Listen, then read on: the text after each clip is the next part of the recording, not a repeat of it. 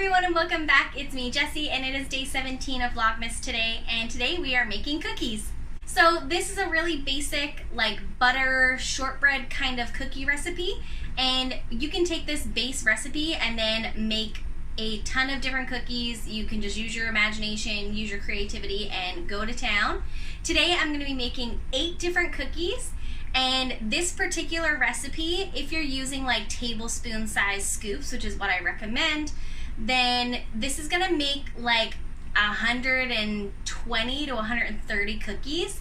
So yeah, it's a lot, but it's good, it's worth it. This dough freezes really well, it refrigerates really well, so you don't have to use it all at once if you don't want to. But yeah, so we're going to be making 8 different kinds of cookies today. So from this base recipe, I'm going to be making chocolate chip cookies, sprinkle cookies, hot chocolate cookies, chocolate kind of, not quite chocolate crinkle, but like sort of chocolate crinkle cookies. These like ones that I've seen are called snowballs, but they're not really snowballs. Rollout cookies, Hershey Kiss filled cookies, and kind of like a mock snickerdoodle. So let's get into it. So for this recipe, you'll need 7.5 cups of all-purpose flour, 2 cups of regular white sugar, 4 teaspoons of baking powder, half a teaspoon of salt, 1/4 cup of milk, 2 large eggs at room temperature, 2.5 cups of unsalted butter at room temperature. I use the sticks, so it's 5 sticks. And 1 teaspoon of vanilla. Ideally, this would be pure vanilla extract, but you know what? We use what we have, and I'm using imitation. So first thing we're going to do is whisk together the flour, the baking powder, and the salt. So I definitely recommend using a stand mixer for this next step. But if you don't have one, you can do this using like a hand mixer. It just takes a little longer. It's a little more difficult. But we're going to cream together our butter and our sugar. Once the butter and sugar are creamed together, then we're going to add our eggs, milk, and vanilla. Once the wet ingredients are thoroughly mixed, we're going to start adding in our dry. Just make sure you're adding a little bit at a time so it doesn't make a huge mess, but keep an eye on it because you don't want to overwork the dough either.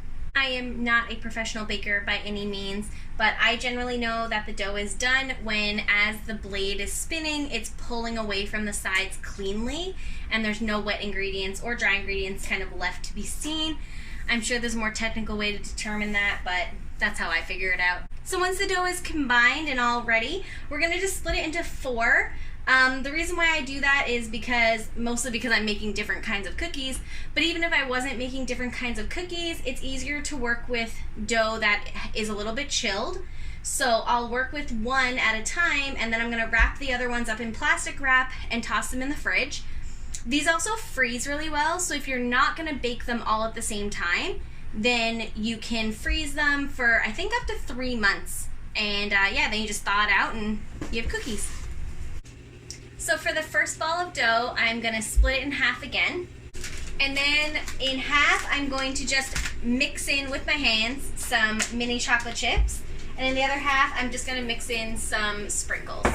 So for these ones, once you have your sprinkles or your mini chocolate chips mixed in, you're going to go ahead and using tablespoon size scoops. So I use a cookie scoop, and this one is a tablespoon, but if you don't have a cookie scoop, you can just use a regular tablespoon, it's fine. Okay, so for the next quarter of dough, again, I'm going to cut it in half. So this time, I'm just going to roll them out into dough balls first and then coat them in different ingredients.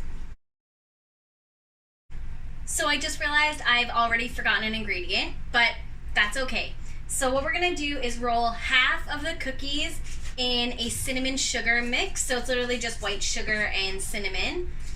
The other half, I was supposed to put chopped walnuts in them, and I forgot. So, oh well, that's okay. You know what? We're gonna go with it. So I've seen recipes call these snowballs, but I would not call them snowballs. I don't know what I would call them, but it's literally just the cookie dough mixed with walnuts and then coated in powdered sugar, baked, and then when they come out of the oven, you coat them in powdered sugar again. So whatever you want to call those. But I also forgot the walnuts. So now they're literally just going to be butter cookies in powdered sugar. So it's fine. Okay, next up, I'm going to put a little bit of cocoa powder in this quarter. I've already split it in half. You see where I'm going with this?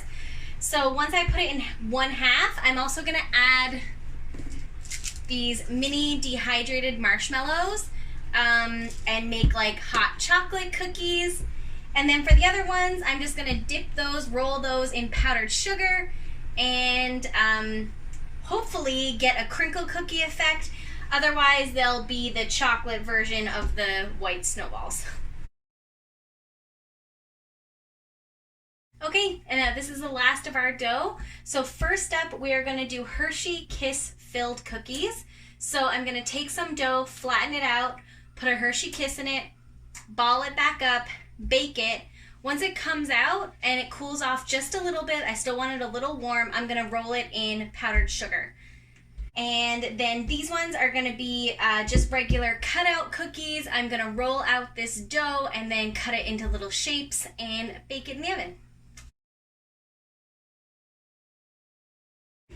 So here's all the cookies I made.